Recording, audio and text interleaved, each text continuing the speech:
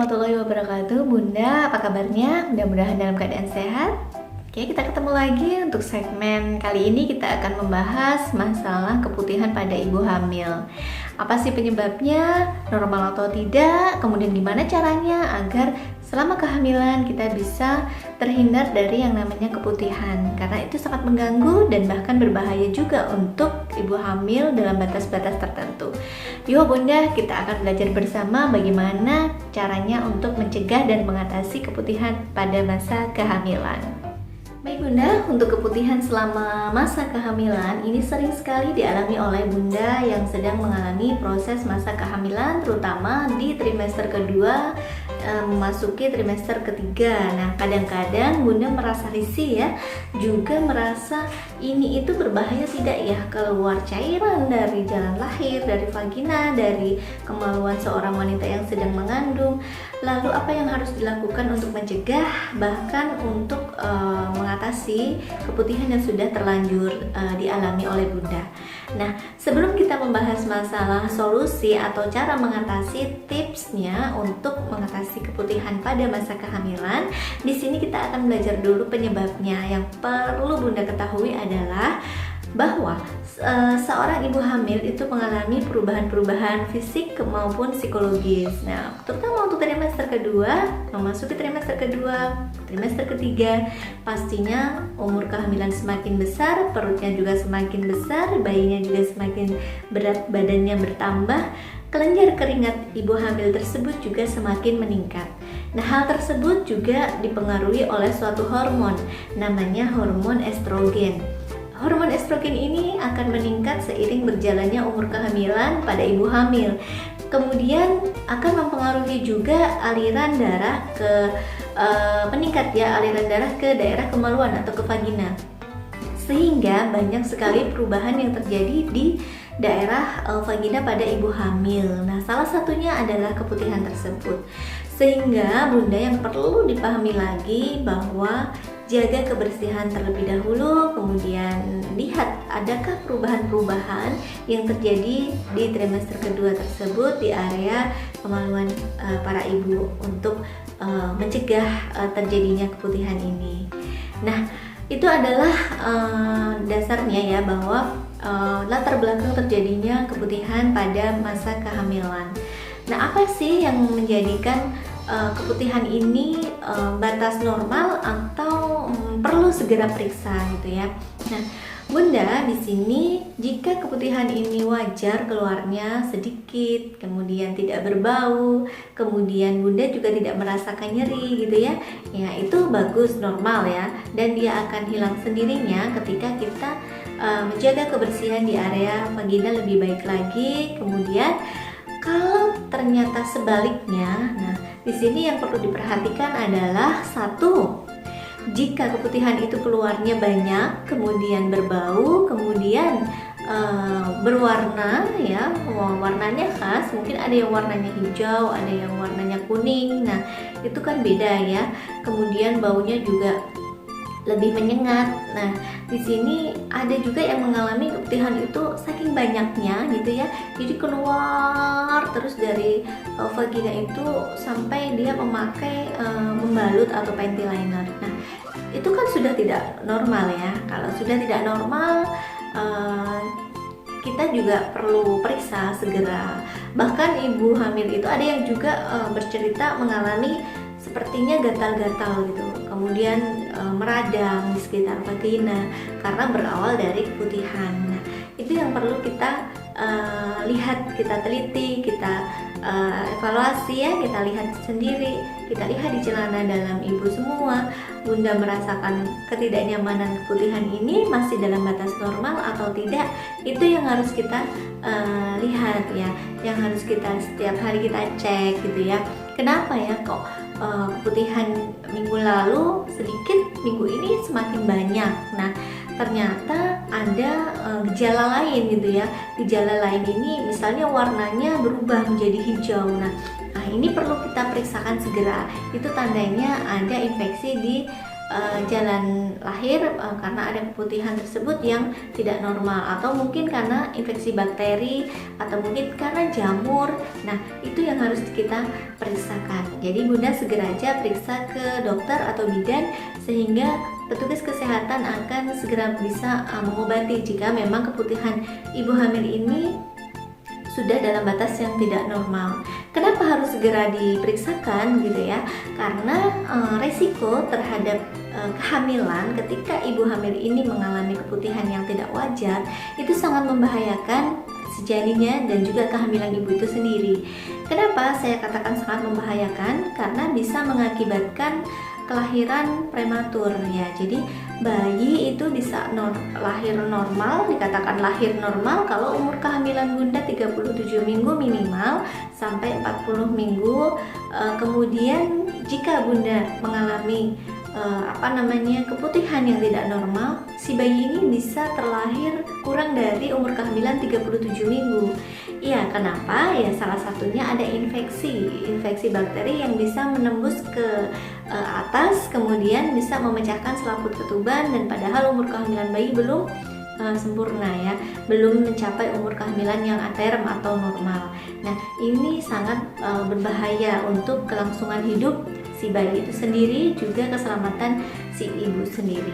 Nah, itu Bunda, jadi yang perlu kita waspadai adalah salah satunya benar-benar segera saja periksa agar memastikan keputihan ini normal atau tidaknya. Tandanya tadi sudah saya sampaikan. Itu yang secara umum Bunda bisa melihat. Kemudian bahaya apa lagi ketika si Bunda atau ibu hamil ini mengalami keputihan yang tidak wajar, yang tidak normal? Bisa juga ketuban ini pecah dini ya, sebelum waktunya, karena memang saluran antara lubang saluran yang ada di saluran vagina dengan saluran kencing, kemudian pembuangan itu memang jaraknya hanya beberapa senti saja ya, dan itu risiko sekali untuk terjadi yang namanya ketuban pecah dini, sehingga bakteri-bakteri yang ada yang menginfeksi Bunda tersebut itu lebih cepat masuk ke area selaput ketuban itu dan menembus, sehingga terjadi yang namanya KPD atau ketuban pecah dini. Nah, ini juga sangat mengkhawatirkan ketika berhubungan suami istri kemudian ada keputihan yang tidak wajar.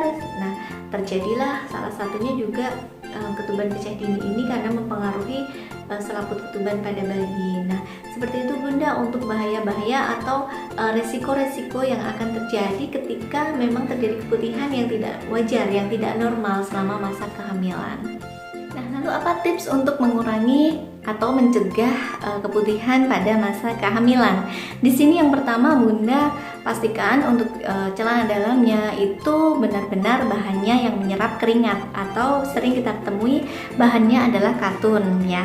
Kemudian yang kedua, ketika kita selesai mandi atau ketika selesai dari toilet, habis buang air kecil, buang air besar, di sini Bunda harus pastikan benar-benar membersihkan area kewanitaan dengan bersih dan kering. Bisa dilap dengan handuk kering ya, khusus untuk ngelap area kewanitaannya. Itu yang penting ya. Kemudian ketika membersihkan area kemaluan juga Bunda arahnya dari depan ke belakang sampai benar-benar bersih dan kering. Itu tadi cara menjaga kebersihan dari setelah mandi, setelah buang air kecil, buang air besar. Nah, apalagi Bunda, di sini benar-benar Bunda juga memperhatikan konsumsi, hindari yang manis-manis. Nah, hindari yang manis-manis, juga hindari kafein, juga Bunda menghindari makanan-makanan yang meningkatkan kadar kelenjar keringat Bunda. Misalnya mungkin makan yang pedas-pedas seperti itu ya, sehingga kelenjar keringatnya semakin meningkat. Nah, akhirnya terjadi kelembapan di area kewanitaan. Nah, tips selanjutnya di sini Bunda juga perlu memperhatikan asupan atau minum yang banyak ya, sehingga tidak terjadi dehidrasi juga, sehingga Bunda tidak akan mengalami yang namanya keputihan ini terlalu berlebihan. Nah, perhatikan juga Bunda ketika umur kehamilan 37 minggu ke atas. Nah, di sini kadang-kadang masih ada yang bingung, ini keputihan atau ketuban gitu ya, ini air ketuban atau keputihan. Nah itu yang membuat kadang-kadang ibu ini bingung dan perlu segera periksa, karena memang di sini yang bisa menentukan itu air ketuban atau keputihan yaitu dokter atau bidan yang memeriksa ibu hamil tersebut. Nah, kalau memang di jalan lahirnya atau di vaginanya keluar cairan dia itu putih, kemudian atau bening atau hijau, langu gitu ya, dan dia keluarnya terus tidak bisa ditahan. Jadi seperti pipis tapi banyak terus, itu tidak bisa ditahan. Tapi kalau pipis kan bisa ditahan. Nah, kalau ini tidak bisa ditahan, kemungkinan itu air ketuban. Nah, perhatikan juga ya, misalnya apakah gatal, kemudian apakah di area bibir kemaluannya itu panas. Nah, bisa juga di situ ada infeksi jamur dari keputihan tersebut. Oleh karena itu perlunya Bunda segera periksa kepada dokter atau bidan untuk memeriksakan kehamilannya ya, khususnya mengenai masalah ketidaknyamanan selama masa kehamilan ini dengan adanya keputihan yang mengganggu. Sekali lagi Bunda, batas normalnya adalah keputihan ini jika keputihan ini keluarnya banyak, kemudian gatal, kemudian berbau yang khas atau bahkan menyengat. Kemudian di bagian area kemaluan juga kadang-kadang terasa panas atau mungkin terasa tidak nyaman karena keluarnya banyak gitu ya, sampai tetes gitu, bisa segera langsung periksa ke tenaga kesehatan. Nah, Bunda boleh memakai boleh memakai saat memeriksa dengan panty liner boleh. Nah, tapi tidak disarankan menggunakan panty liner sesering mungkin ya, tidak disarankan. Bahkan ketika kita ngelap atau membersihkan area kemaluan kita di toilet, itu misal tidak pakai handuk, itu Bunda bisa menggunakan tisu, tetapi tisu basah ini tidak boleh yang berbau ya. Itu perlu sekali diperhatikan ya, karena sangat sensitif apalagi sedang mengalami masa kehamilan. Oke Bunda, satu lagi yang ketinggalan nih, gunakan air es untuk mengompres ya area vagina yang mungkin Bunda merasakan ketidaknyamanan ketika keluar keputihannya agak banyak, kemudian dia juga gatal bahkan sampai panas. Nah, gunakan aja air es untuk mengompres di area bibir kemaluan atau di sekitar vagina yang dirasa memang kurang nyaman. Jadi Bunda benar-benar menjaga kebersihan, kemudian cuci tangan terus dengan air mengalir dan sabun. Jangan sampai kita membersihkan di area kemaluan tersebut tidak bersih atau kurang bersih, dan pastikan juga kering. Nah Bunda, ini saja dari saya, mudah-mudahan ilmu ini bermanfaat. Pasti rata-rata ya ibu hamil itu mengalami ketidaknyamanan ketika umur kehamilannya sudah menginjak trimester kedua dan ketiga. Nah, segmen ini saya tutup dengan Assalamualaikum warahmatullahi wabarakatuh. Sampai jumpa lagi di segmen berikutnya. Jangan lupa subscribe, like, and share ke teman sekitar kita semuanya yang membutuhkan. Terima kasih.